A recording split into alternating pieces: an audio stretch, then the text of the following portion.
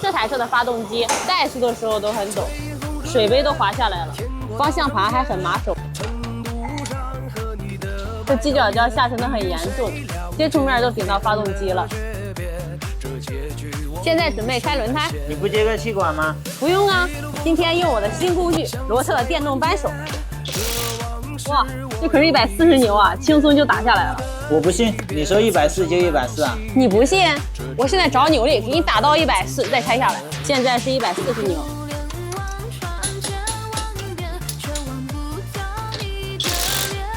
哟，这么牛啊！是啊，它的拆卸力可是能够达到1180牛的。它可是全铝机头，非常耐刮耐磨，还搭配了无刷电机。像这种轮胎螺丝，轻松一打就下来了。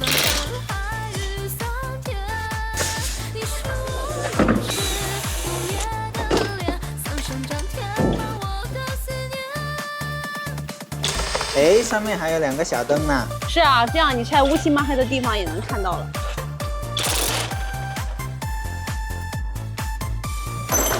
调节一下转速，再把这2个小螺丝拆了。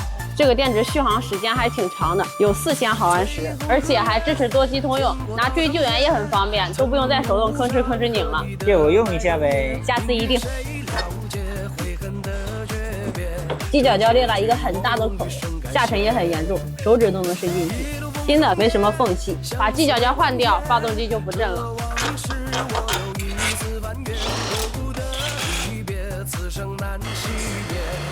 看，不抖了，问题解决了。